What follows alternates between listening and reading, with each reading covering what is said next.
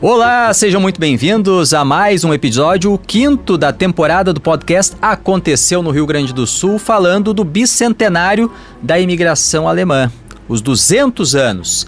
E hoje vamos tratar da gastronomia alemã.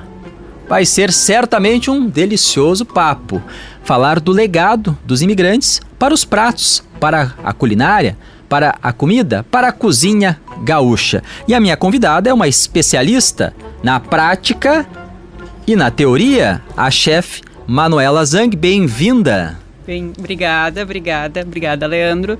Com prazer, a gente vem conversar um pouquinho sobre a culinária alemã, sobre os ingredientes e costumes que os alemães trouxeram. Vai ser um papo muito bom. Aliás, a gastronomia é uma marca de uma cultura, de um povo, e assim fica como seu legado. E muitas das coisas que nós temos da gastronomia alemã no Rio Grande do Sul vieram da Europa, e outras foram acrescidas pelos nossos imigrantes, nossos antepassados, com os produtos locais que eles ficaram conhecendo aqui no Rio Grande do Sul. Quero saber primeiro, Manuela, de onde surgiu o teu interesse na gastronomia alemã? É de casa? É de casa. Eu sou capilé de São Leopoldo, né? Mas toda a minha família é de Nova Petrópolis e todos tiveram um restaurante, inclusive meu pai. E eu fui criada na cozinha, né? Pegando uma carne de porco direto das panelas, né? Quando não estava na cozinha do restaurante, estava na cozinha de casa, o meu pai fazendo alguma comida, algum joelho de porco. E a um certo momento da minha vida eu disse, o que eu vou fazer? Vou fazer aquilo que eu falo bastante, gosto bastante, e fui para a gastronomia. E em casa e no restaurante eram a gastronomia alemã? Era a gastronomia alemã. A comida colonial, né? Então é aquela mesa farta com joelho de porco, frango, carne, massa, batata e também o churrasco, né? Isso tinha no restaurante do meu pai, dos meus tios, né? Que é uma das coisas que veio da gastronomia gaúcha, porque o imigrante alemão ainda hoje é o mais forte. É a carne de porco. A carne de porco, né? Até porque não tinham como cultivar gado, né? Pelo território também que tinham lá. E hoje em dia, até a gente, quando conversa com os conhecidos nossos que vêm da Alemanha, se ficam surpresos com a quantidade de carne de gado que a gente tem aqui, né? E também acho que vem um pouquinho da herança, né, desse povo que já estava aqui cultivando esse gado, né? É pela característica também geográfica, território muito maior, sim, possibilidade de criação de gado, e os imigrantes que vieram para cá moravam em áreas muito pequenas, o que dava para criar era pouca coisa, era porco, né? E tiravam todos os derivados do porco, batata, né, grãos, cenoura, repolho, é o que eles cultivavam lá na Alemanha, né? Então, para começar esse nosso papo aqui sobre a gastronomia alemã no Rio Grande do Sul, o legado, eu vou te fazer uma provocação, Manuela, que é a seguinte, e depois essa tua resposta aqui vai também permear o nosso papo.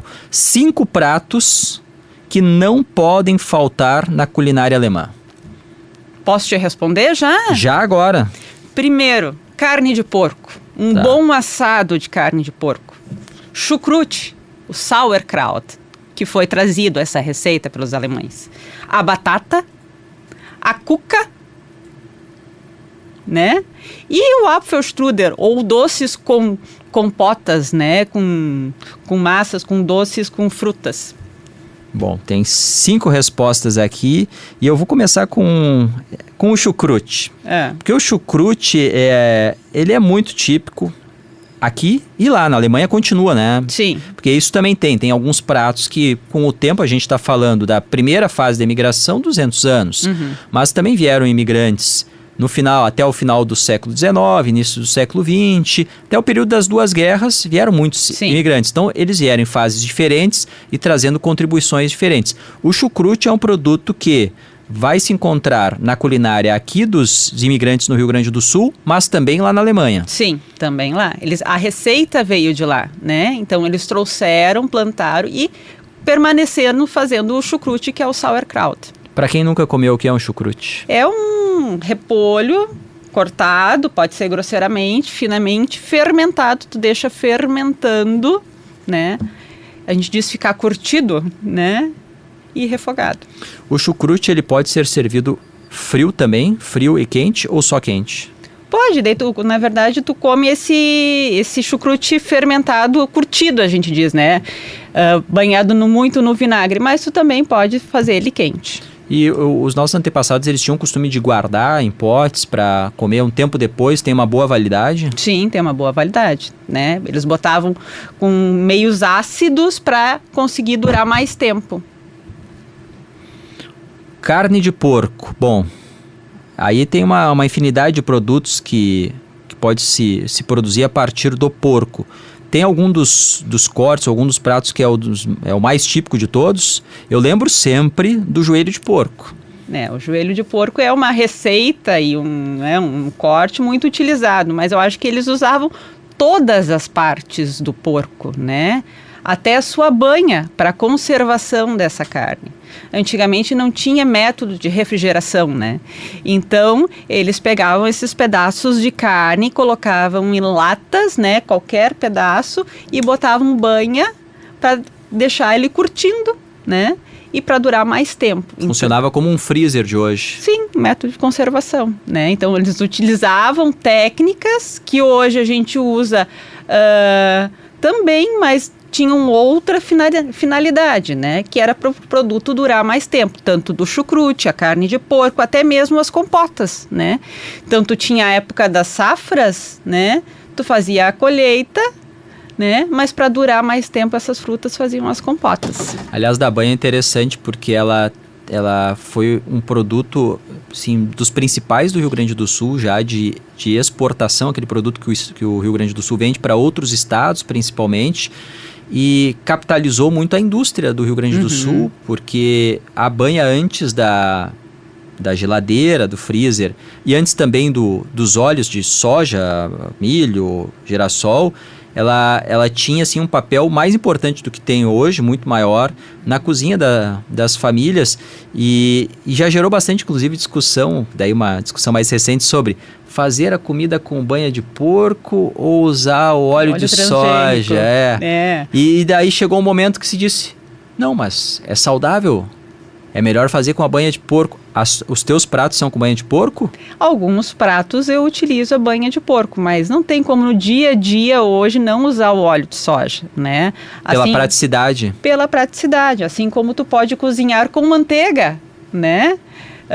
Mas tu não cozinha 100%, mas tem alguns pratos, né, que tu pode fazer, até alguma carne de porco confitada, que é assim, ela cozida a baixa temperatura na banha de porco, dá uma característica diferente, né? Mas vamos lá, continuando na carne de porco. Então tem o joelho de porco, é um prato tradicional. O que mais? O pernil de porco cortado, a bisteca, a paleta. Daí o pessoal aqui faz os bifes também, né? Que é o schnitzel. Que é muito, muito tradicional. A gente na Oktoberfest da Sojipa, um dos pratos lá é o schnitzel, não pode faltar. E nas festas de Kerb também. Nas festas de Kerb, na verdade, eles usam mais a carne assada. Assada, né? O Kerb, na verdade, é uma invenção, né? Aqui do Rio Grande do Sul, né? Que eles faziam festas para juntar a comunidade. Então, a comida do Kerb era uma comida farta, vasta. Então, eram peças maiores, coisas maiores, uma carne assada grande. Sempre tinha uma carne de porco. Pelo volume de pessoas convidadas. Batata. Até o pessoal tem aquela brincadeira, alemão batata. Então, né, incorporaram a brincadeira... A origem das pessoas em função da presença da batata no dia a dia das famílias. A batata é um produto que veio junto com eles. Veio junto com eles, né? Na verdade, eles estavam cultivando lá a batata e trouxeram essa questão do cultivo, né? Pela questão histórica da fome que tiveram na Europa, né? Esse cultivo para cá e continuaram cultivando a batata, né? E sendo um dos principais ingredientes, né? Desses pratos alemães. Pela gastronomia tradicional alemã, Quais são os pratos com a batata? Batata refogada, né? O pirê, bolinho de batata. Fiquei até com fome agora. Eu acho que eu vou... Tu me perguntou o que não poderia faltar. Eu acho que eu vou trocar, viu? Eu vou botar o bolinho de batata, tá? Mas a batata tá bem representada aqui, então pode ser o bolinho de batata no item batata, é isso? Isso, muito bem. Adoro! Um adendo, vou colocar um adendo aqui. Um bolinho de batata, né? E o bolinho de batata, por exemplo, a gente está falando de receitas, né? Quando a gente vai estudar a receita do bolinho de batata na Alemanha, eles têm a batata ralada com a cebola, servido com um purezinho de maçã. E não é o que a gente encontra aqui nas nossas festas, né? É um bolinho de batata sem a cebola, não servem geralmente com o purê de maçã do lado. E daí, agora, por uma experiência própria, tem bolinhos de batatas diferentes. Por exemplo, de 2 irmãos, é um bolinho de batata grande, redondo. Lá de Nova Petrópolis, da minha origem, são uns bolinhos de batata pequeno. Então, como a receita, como as técnicas vão mudando, os ingredientes vão se adaptando nessa questão da culinária. Esse de 2 irmãos, ele é um bolinho mais redondo ou é um bolinho mais aberto, assim, vira quase um biscoitão? É um biscoitão. Lá em Gramado também tem a festa do colono, lá eles fazem a tradicional também, assim, quase grandão, como um biscoitão grande, assim, porque ele fica mais plano. Mais chatinho, assim, eles fazem numa escumadeira, assim, ele fica no tamanho da escumadeira. Isso aí, na escumadeira, o tamanho dela mais ou menos, dá pra dar uma ideia pra quem tá só nos ouvindo. Bom, passei aqui já a carne de porco, chucrute, a batata, e aí a gente entra na cuca. A cuca seria como um pão doce? Um pão doce, né? É uma receita, uma técnica, uma receita que veio de lá. Ele fica entre pão e entre bolo, né? Mas que foi amplamente aceita e muito consumida aqui no nosso estado, né? Também pela questão da variedade de frutas, né, e compotas que tu pode colocar neste pão doce. Eles ganharam muitas opções para os recheios. Isso, até salgados, né? Esses dias nós estávamos vendo um programa e fizeram uma com bacon também, eu vi. Doce com açúcar e bacon. E daí também aqui a gente falou do bolinho, da diferença, o mais redondinho, menor, o mais achatado, maior. Na cuca também eu tenho eu sempre divido a cuca do Vale dos Sinos e a cuca de Santa Cruz do Sul. Santa Cruz faz uma cuca mais baixinha, se investe bastante na cobertura. No açúcar, né, e no recheio. E aqui no Vale dos Sinos eu tenho uma lembrança maior da cuca, um pouco maior, com mais massa, ela tem mais ou menos o tamanho do pão. Usa, acho que até talvez por usarem talvez a mesma forma do pão para fazer a cuca. Então ela tem mais massa e não tem tanto recheio. Isto. Eu acho que muda, que nem a gente estava falando de região para região, né? Eu também observo que aqui ela é mais alta, às vezes tem aquela enrolada que é mais alta ainda, tipo de um pão sovado, né? E de certas regiões são mais baixinhas. Lá de Nova Petrópolis, que é a minha experiência, ela é mais baixinha. Mais estilo a cuca de Santa Cruz mais do Sul. Estilo a cuca de Santa Cruz, né? Que vem com bastante o açúcar, o streusel, em cima, com recheio de queixmia, né? De goiaba, de uva, que eu acho que são as tradicionais. E tem, mas é uma tradição que é mantida na Alemanha, da cuca?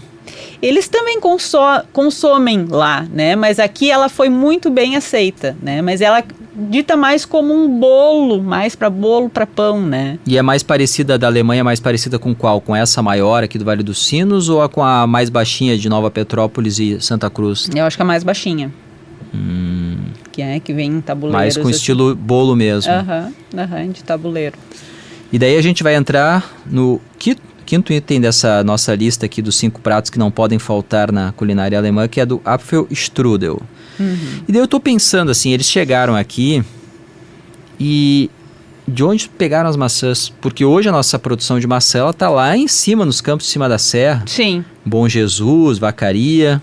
Sim. Na verdade, assim, são pratos que na minha pesquisa, né, a gente estava falando do Quer, porque eu fiz um trabalho de conclusão da Unicinos relacionado com a comida do Quer da Rota Romântica, né? Então, isso foi depoimentos coletados de gente que iam nessas festas e tinham esses pratos ou faziam esses pratos, né? E consumiam atualmente esse Apfelstrudel, mas lá no início, eu acredito que não. Eles tiveram certamente alguma dificuldade, né, nessa fase inicial para encontrar a maçã, porque ela não é produzida assim, a gente encontra é bem difícil encontrar nessa parte mais baixa em função das temperaturas. Uhum. Mas sim, se tu vai pensar numa sobremesa alemã, da culinária, a maçã é muito presente, porque lá tem muita produção. E o Apfelstrudel, eu tenho essa memória também, assim, de uma... Vai me perguntar uma sobremesa, acho que eu responderia essa em primeiro também. Mas tem uma outra, inclusive, para quem está nos acompanhando em imagens, vamos fazer o seguinte, vamos abrir essa caixa aqui para mostrar, para quem está só ouvindo, a gente vai descrever. Então eu vou te pedir, Manuela, para pegar e mostrar na nossa câmera, e daí tu descreve, para quem está só ouvindo, descreve o que é. Então vamos pegar, primeiro a gente está falando de maçã, que doce é esse? Esse aqui eu fiz um folhadinho de maçã, tá? Inspirado no Apfelstrudel, não trouxe ele enroladinho, né? É uma inspiração, aí que tu já tem uma releitura. Apfel é maçã, strudel é enrolado, né? Então isso aqui seria uma tortinha de maçã inspirada no ingrediente que eles comiam, né? O pretzel. Esse é um outro produto que é muito característico da cultura alemã, e na Oktoberfest de Munique acho que é talvez o que mais se vende lá depois da cerveja, né? E grandão, né? Maior que esse aqui. E grandão, né? O que é? Descreve o que é esse doce. Na verdade é um pãozinho com um nó, né? É um pão. O segredo dele, então, a diferença está exatamente no formato, em fazer... No formato e também na técnica utilizada, porque não é só uma massa que tu abre e assa, mas tu dá um banho nela para ela ficar com esse brilho, com essa cor. E como ela é uma massa que fica menor do que no pão, ela fica mais crocante. Ela fica um pouquinho mais crocante, mas por causa da técnica utilizada, né? E aqui nós temos o pão de abóbora também, que também é consumido lá e também feito. E aqui nós temos as geleias, as compotas de frutas, né, que também é utilizado. E a queixmia, né? Esse é um ponto.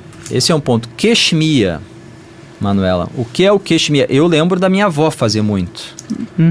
Aliás, são, né, os produtos derivados da produção leiteira, que era muito comum as famílias, principalmente que moravam no campo, na roça, ter vaca. Então, tinha o porco para ter a carne e os derivados, e a vaca para ter o leite e os seus derivados. Sim. Então, se produzia queijo, se produzia a nata e o queixmia. O que é o queixmia? Queixmia, na verdade, é uma ricota misturado com nata. Se a gente for fazer hoje em casa, né, é uma pastinha assim com ricota com nata desse leite, desse queijo coalhado que foi feito para fazer o queijo na antiga produção, né? Então é uma pastinha coalhada, né, que era utilizada. E combina bem com a chimia. Combina bem com a chimia. Que daí dá aquela mistura de do sabores. Salgado, né? Do mais salgadinho. Porque a chimia puxa um pouco mais pro salgado. Na mistura, e a chimia pro doce. Exatamente. Daí, se tu botar um pouquinho mais sal, fica um pouquinho mais salgado. Ela é um pouquinho mais neutra, né? E daí depende, se tu quer um pouquinho mais salgado, põe um pouquinho mais de sal. Aliás, chimia é um dos termos que a gente usa no vocabulário brasileiro, no português, que teve uma pequena adaptação, mas veio... Do chimia. De uma expressão em alemão. Porque em outras regiões do Brasil o pessoal fala doce de leite. Doce de leite, geleia. Doce de leite, doce de leite, né? Doce de leite, não, doce de leite é que a gente chama aqui pela marca, né? A maioria usa Mumu, né? Faz essa referência, doce de leite. Não, acho que eles usam geleia. Geleia, isso. Geleia, né? E aqui a gente usa chimia, né?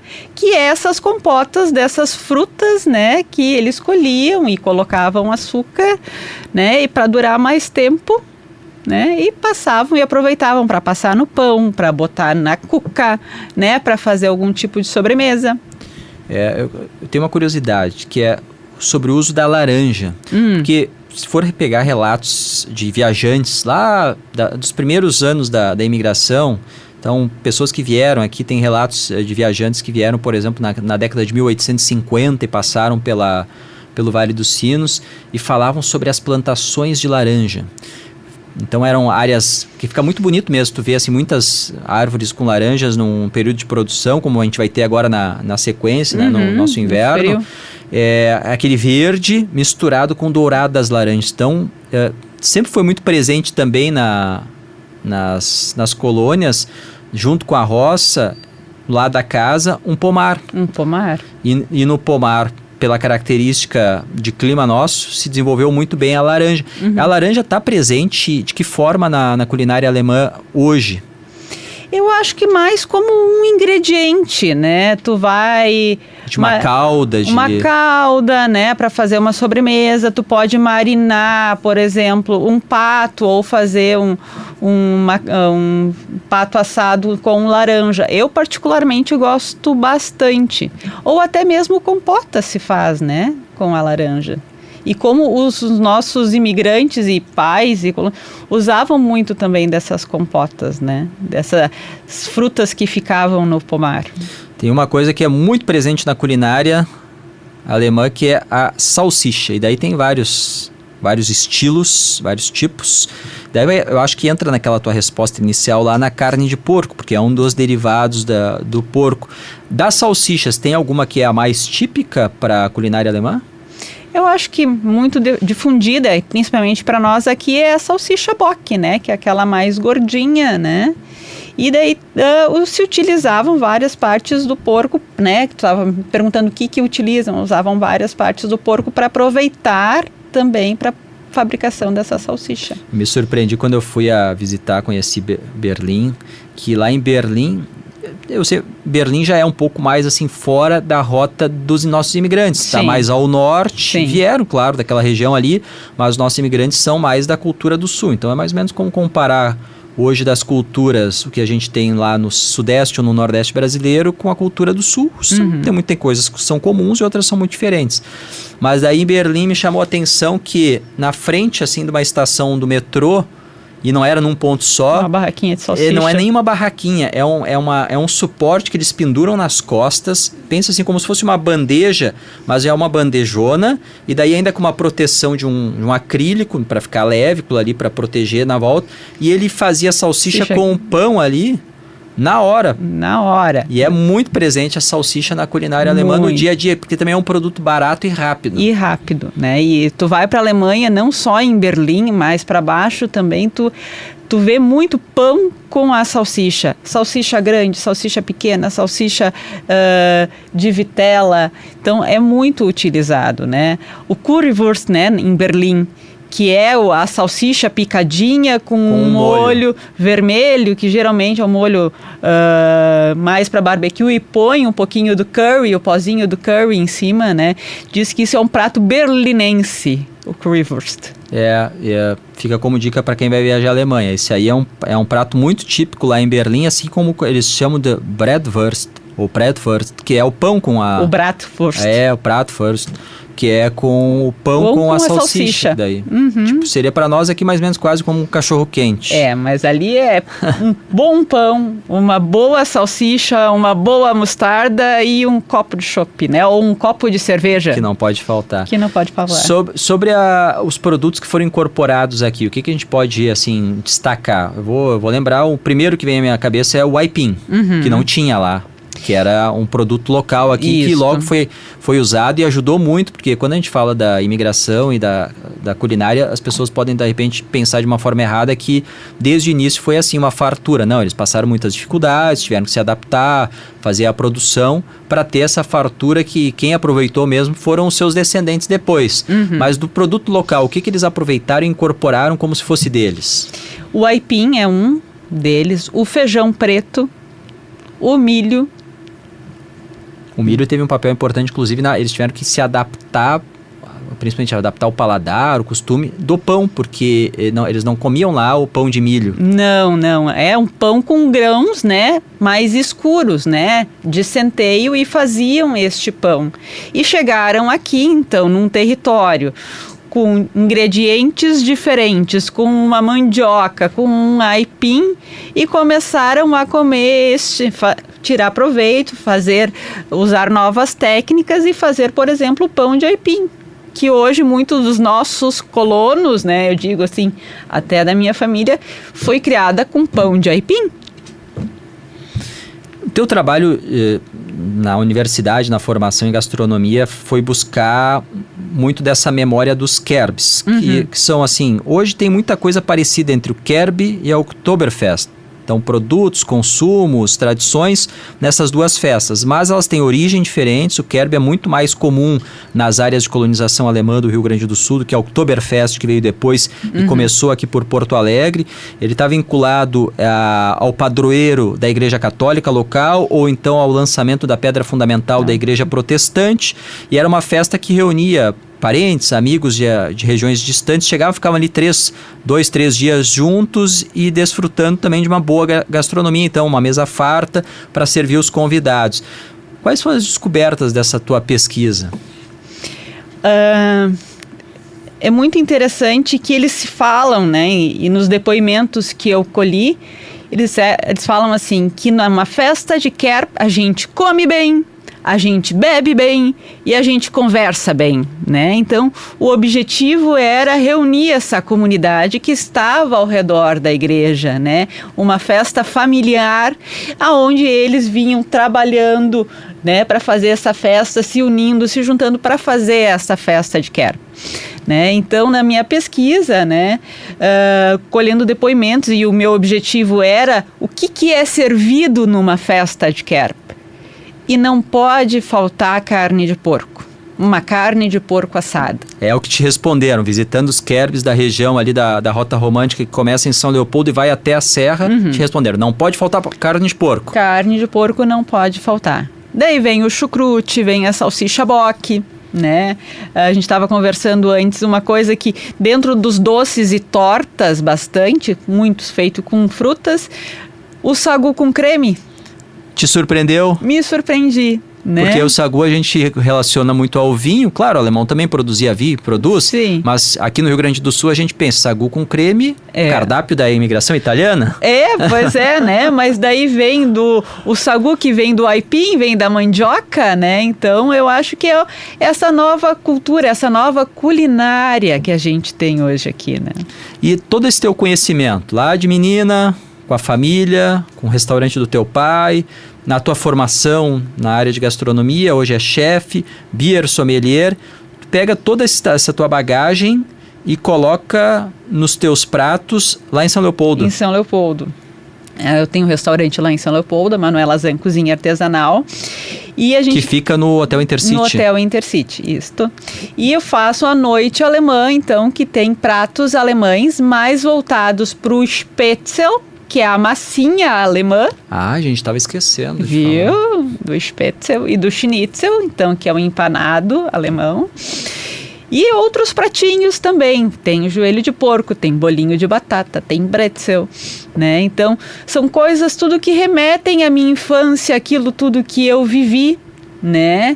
E experienciei, então a gente coloca na noite alemã nas quartas-feiras lá no Hotel Intercity. E tu faz releituras também, como por exemplo dessa tortinha de maçã? Dessa tortinha de maçã.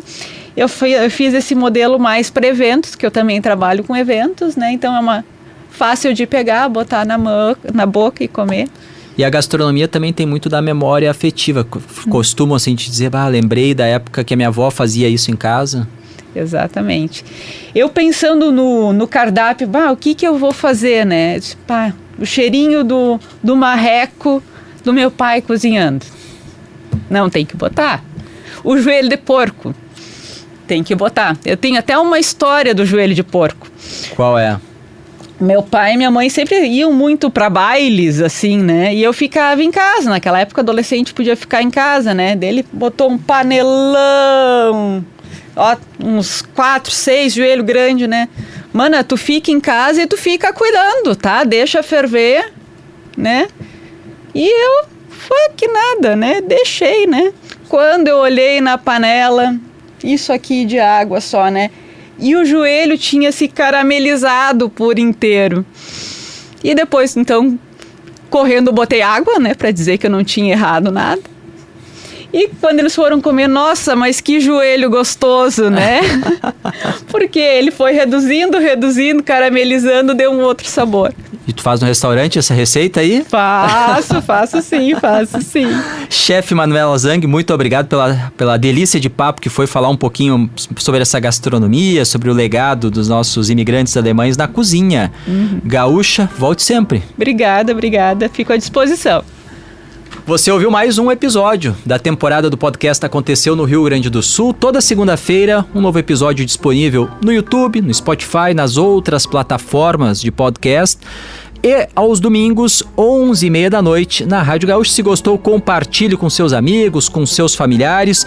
O Aconteceu no Rio Grande do Sul tem na transmissão em vídeo Leandro Carvalho, na operação de áudio Wesley Borges e na produção Eduardo Chaves, Kise Abreu e Rafaela Knevitz. Até a próxima, contamos com a tua audiência.